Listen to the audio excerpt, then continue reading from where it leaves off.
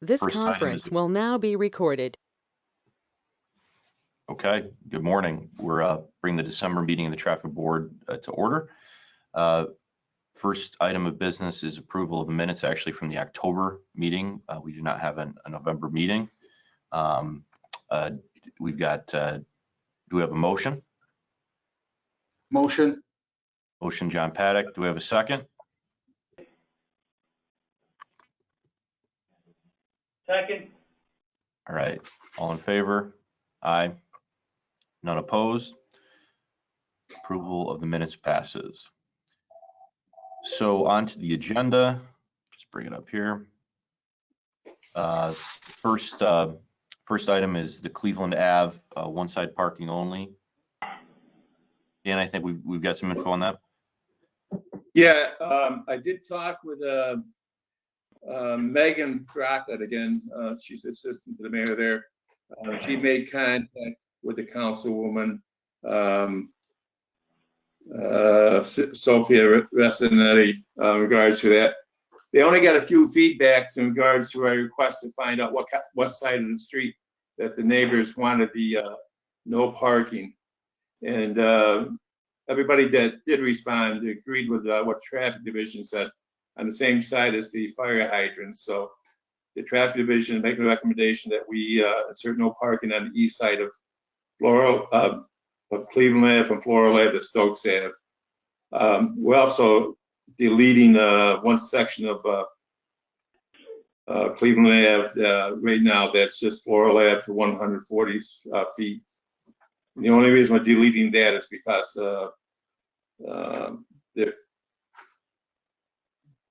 to make it easier flow for the whole, to make the whole thing for Floral Ave all the way to Stokes Ave.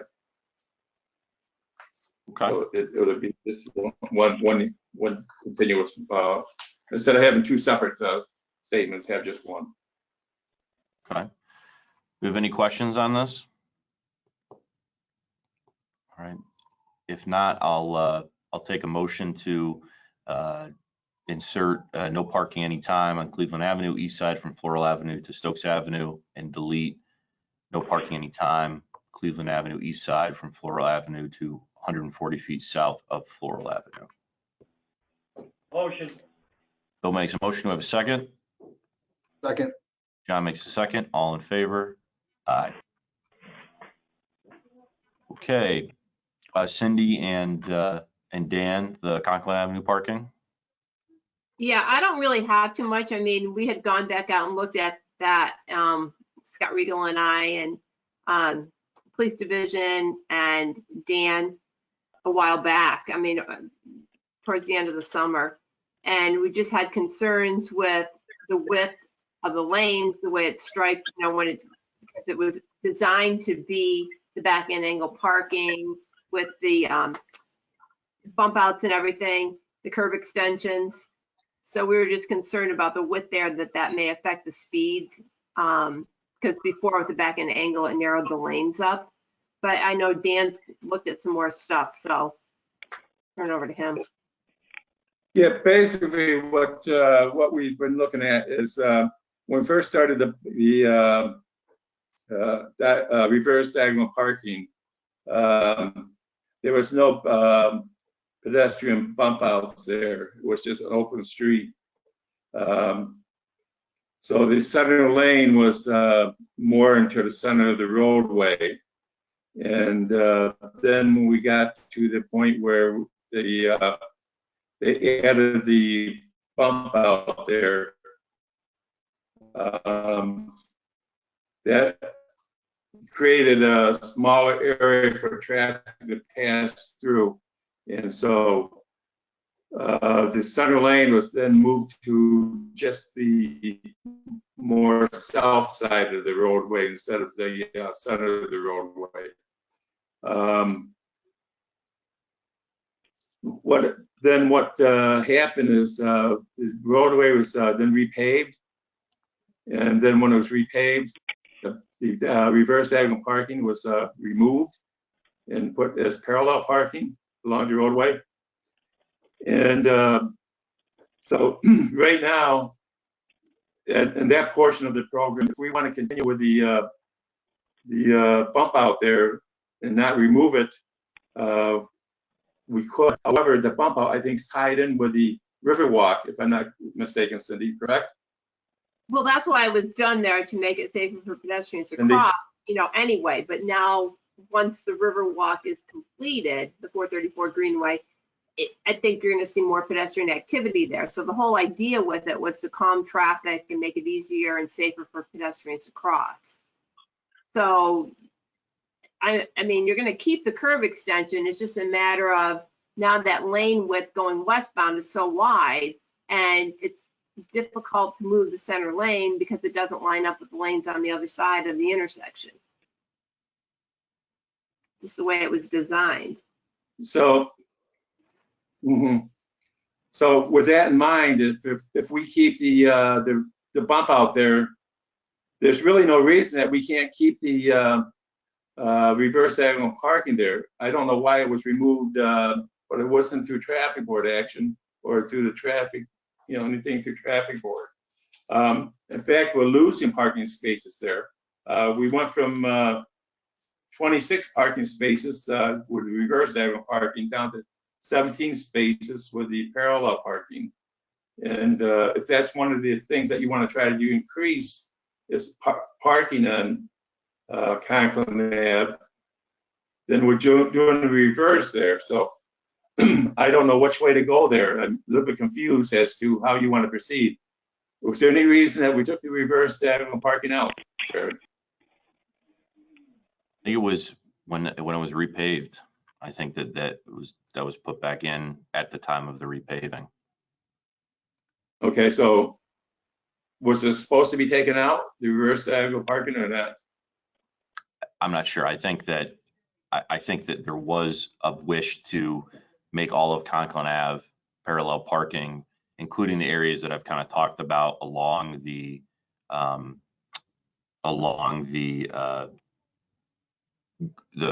Southside Park, including under the bridge, that you'd have just kind of a row to slow traffic all the way down Conklin Avenue and continue on. The area in question is really this interchange off of, I think, the loop you can come down near DeMunn Funeral Home. It's the transition between what could be parallel parking and what was then diagonal parking. Is that, can there be any parking in that area? And if we have to have parking, if we have to have parallel parking, then we should have parallel parking. But if we can't have any parking, I guess that's kind of the crux of this. It's right at the interchange where if you're on 434 and you kind of go off onto Conklin Avenue moving westbound, that's where the transition point happens. Okay, with that in mind, then if we're going to keep parallel parking, then what we're going to do is make a motion to delete the reverse diagonal parking from 54 feet east of South Washington Street, 390 feet, to make that parallel parking. That's going to be our first motion. Our second motion is going to be from 264 feet west of Tremont Ave to 421 feet west, to make that to delete the no parking that's underneath the bridge there, to make that parallel parking. So those two things would increase the parking there. Now, the area you're talking about, I think, is between DeMunn's Funeral Home and where the diagonal parking used to be. If you want to continue the parking there, Cindy, you review that and you think that that's going to be okay there, you said, correct? Yeah, that's fine.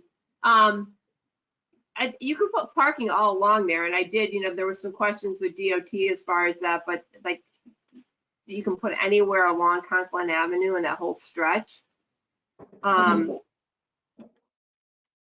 The one thing that, we were trying to figure out how you could narrow up the road again though, Jared, because it was working as a traffic calming with the diagonal parking closer to South Washington. And we can't even really put in a bike lane there because you would run into curb extensions at South Washington just because of the whole design. South Washington Street was designed around it being back in angle parking close to it. So that was working to calm the traffic. I mean, you can do it, you can take it all out, but just, I guess, be aware that the parallel parking really probably isn't going to slow down any traffic through there. And I know it's posted at 25 because it's a park, but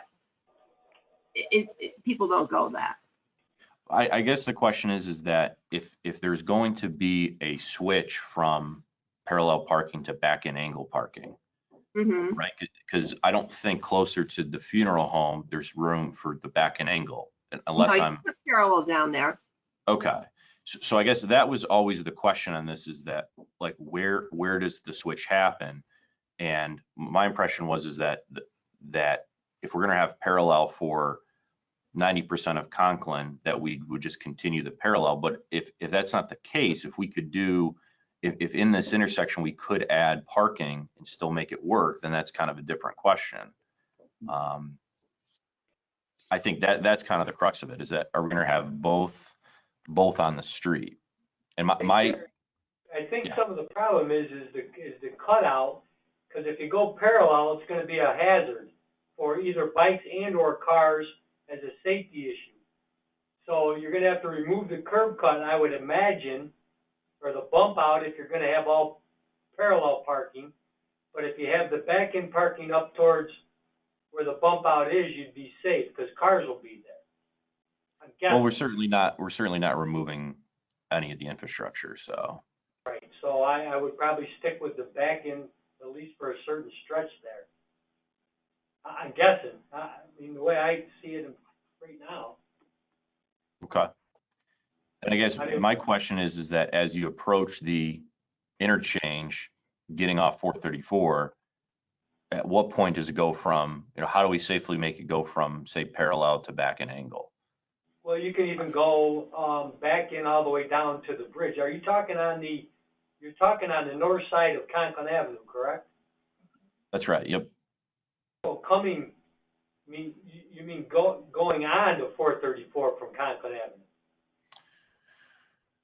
No, like coming off. So say you're going from downtown and you want to go to Conklin Ave, there's a little loop there, and then you're heading. Right. But I So mean, what I'm you saying can, is, Jared, there is a no parking zone that's supposed to be existing there, but apparently a sign is either missing or was never put up.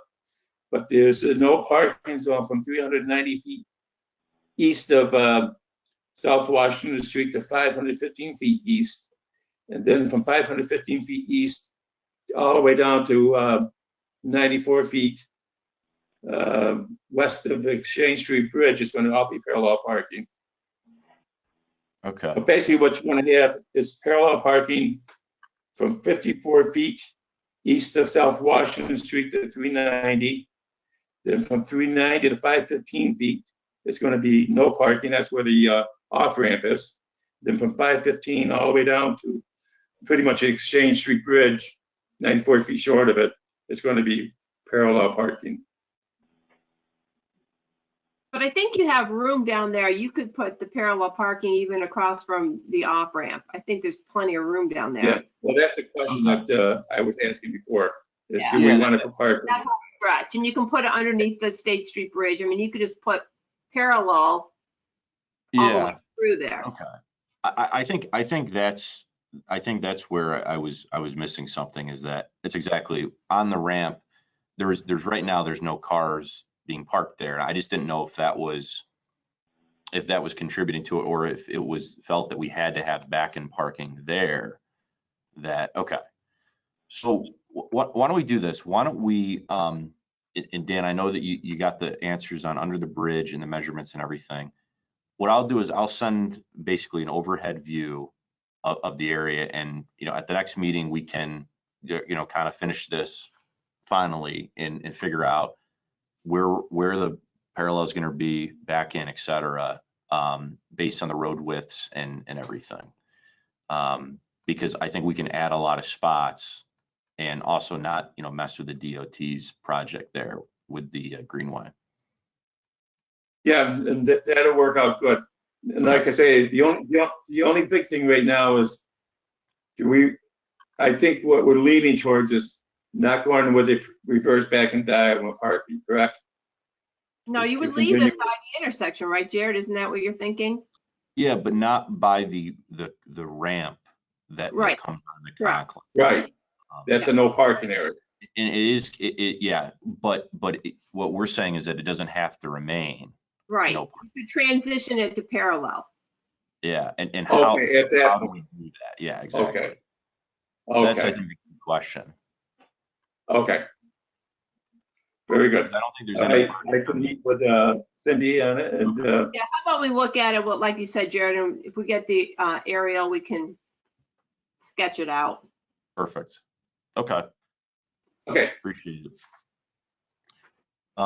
Next thing, just kind of a quick discussion point. I know Ray's not on the call. The traffic light at the intersection of Riverside and Murray. This was studied, I think, last year for removal. We got a lot of negative feedback from the synagogue that's right there in the corner of the dental office, and I think a couple neighbors too. So we did not move forward with removal of that signal. It is not warranted based on the traffic data. However, subsequent and since this year, the signal is no longer working properly. It has intermittent failures. It is not timed with the rest of Riverside Drive, so it's backing up traffic. So I think the issue now is that we do not have a working signal, in that it may not fall into the standard understudy for removal. Maybe we have to do that again, just as procedural. But talking to everyone, and I want to hear everyone's thoughts on this, and we should probably revisit that under the assumption that we no longer have a working signal. So this is not a matter of, hey, this is a policy change based on traffic warrants. This is, not only does it not meet the warrants, but the signal is not operating functionally either. Very similar thing we did at Oak and Leroy when we had a traffic signal rendered out of commission by a tractor trailer hit, and we made the decision to make it a four-way stop out of necessity. Anyone have any thoughts on that? Well, obviously, we thought, we did the study and it was unwarranted, but I think before you would, I think we should go through some procedural things before we if you decide to take it out again. One, we should look to see, what the latest crash history is, if there's anything there since last time that we looked at it. So Dan, you could get that pulled. And you probably same procedure again, at least for some time that it's under study for removal, and so that you've covered all your bases. Because you can make that signal go on flash, which is what we would do. And you put the stop signs up on Murray with the flashing red, the temporary signs, and then it's under study. I think that might be the safest way to go with it. But right now, I do think it is confusing that like we were talking before the meeting started, that some times of the day it's on flash, sometimes it's working full cycle, and it's backing traffic up when it is on full cycle. And if it can't be repaired, and you're not going to get federal money to replace an unwarranted signal, though I'm guessing the city doesn't want to spend the amount of money it would cost to replace that signal. Yeah, and I think the other thing too that I'll do is just outreach to the synagogue and dental office that were kind of the key folks in opposition, to somewhat explain the situation and tell them that, it's not like we have a host of options on this one. So I think that would probably assist. And and the thing is, if it does come out, Jared, you can sign the crosswalks too better when it's unsignalized. You can put up the warning signs and just, enhance that whole area for pedestrian safety. Okay. As part of the removal. Okay. I would like to hear Ray's, input too, but that's what I would suggest. You cover all your bases by looking at it to make sure that nothing's changed that we don't know about, especially as far as crashes. Okay. Sounds good. okay, now I'll update the crash history there. Okay. All right. I don't have really any sort of an update on Pennsylvania Ave. I don't know if this needs to be in an ongoing a traffic board agenda item either. Feedback we've been getting from the speed sign is that it's working. Cindy, I don't know if you've been able to download any data from it or not that was usable, but I actually haven't done that yet, but we will. yeah, The only- just been up. I had just one question on there, if I can. The flashing light that we put there, we put it at Old Pennsylvania Ave as it comes onto Pennsylvania Ave. How come that wasn't put at the city line if it's, entering into the city? The placement of it was based particularly on that, to try to get it closer to the residential area of Pennsylvania Ave, that right at the city line, it's still very rural. And then also it had to be readjusted because it's solar powered. The company had to find a location that made it charge efficiently during the daytime. The original location was placed, it would go down after about a half a day because it just was not receiving a full day's charge. So they actually had to look at where the shady and sunny spots were. Okay. Yep. I just wondered because it just seemed to be, it would have been, more sensible logically, I guess, to have it at the city line, but I understand what you're saying there. Yeah. The residential area and everything. Okay. Okay. So yeah, I don't think we need to keep this on as an agenda, and we have maybe have people calling in the future. It doesn't seem like we have any today, but we can kind of keep that moving on. 26th Street, we had a request. Oh, go ahead. Can I just interject one thing? When I was out there checking, to see where the placement was and if it was working and everything, when I was coming down Penn Ave at Cross Street, Mhm. a crosswalk sign going northbound got posted on the stop sign there. So it's not at the crosswalk on the other side. The crosswalk is on the other side of the intersection of Penn Ave and Morris, or Cross Street rather. So you can't post a warning sign like that on a stop sign post. Maybe someone just wants to check it. I don't know why it got put there. It should be on the opposite side of the intersection, but it definitely should not be on a stop sign. John, can you have I signals can take a look at that? send, if you want, John, I can send you a picture of what I'm talking about. Yeah, send me a picture and I'll take a look at it. Okay, I just happened to notice it looked like it had been done fairly recently. Okay, And it was when I was up looking at the speed area. okay, yeah, just send me a picture and I'll take care of it. Okay, thank you. No problem. Can you guys hold on? I have to open this door for someone. Oh, you got it? Never mind, Becky's got it. Okay. 26 Davis Street.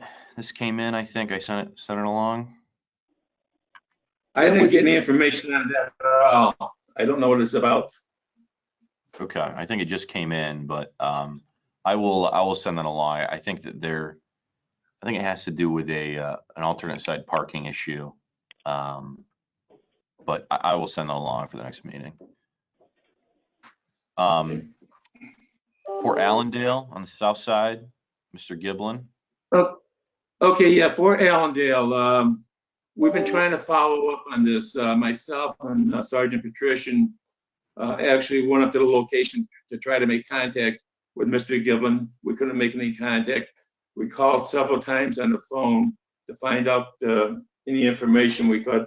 We still haven't been able to. We had no information about it, if he had a handicap sign or not. We finally did get that information from the from the city clerk's office.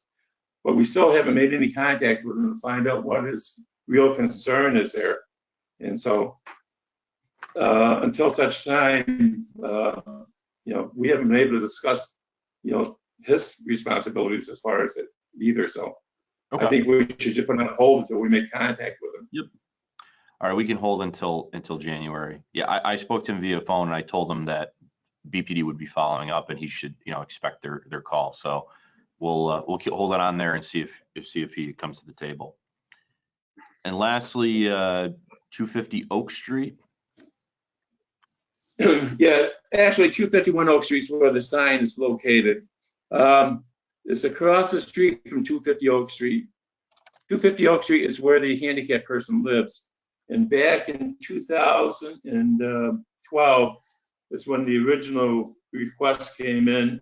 We posted a sign across the street from 250 Oak Street, only because 250 Oak Street is on a knoll on a hilltop there. They have no driveway, and the person is handicapped, and he has restrictions as far as his health goes. But what he's asking now is to us to reduce the size of the handicap zone, which we can't do. And he's asking because he wants to share that space there with another person that's not handicapped, so the person doesn't get a ticket. Well, they can't manipulate the on-street parking situation to better themselves because, first of all, it's an on-street parking area, and anybody can park in a handicap spot. And so we want to just deny his request to reduce the size of that for his, for his and the neighbor's benefit. It just doesn't make any sense. Okay. Was it communicated to him, or we kind of? Not yet. I just wanted to run it through the traffic board to see if there's anything that anybody had any thoughts on. No, and Basically, I think originally it was presented to me as a handicap space deletion request, but I guess that was not exactly what they were looking for. So, okay, they that's wanted, fine. If we want to communicate that to the applicant, that's fine, and we can mark the item as closed on the agenda. okay, they didn't leave you a phone number or anything, did they? They just gave you an email address? Let me see here. I'll find it. I'll find it. Okay. I have your copy of what you sent to us, and all he has an email address. And but like I said, we went up there and we reviewed it, and the handicap spot is where it's supposed to be. And if it's for removal, we can remove it. But if it's for he wants to reduce the size of it to benefit him and the neighbor, well, first of all, they can't tell us what who's going to park in those spaces on a public street. Yeah. And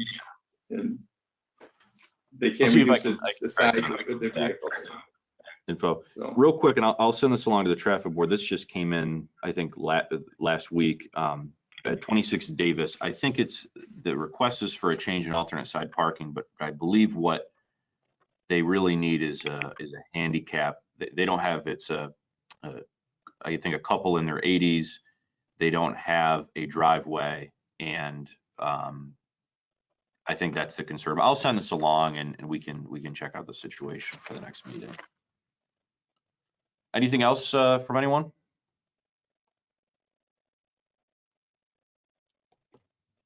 Okay. And Dave, you'll send the Court Street Fire Station stuff this afternoon? will do. Okay. All right, no other items. We'll take a motion to adjourn. Motion. Bill makes a motion. Second.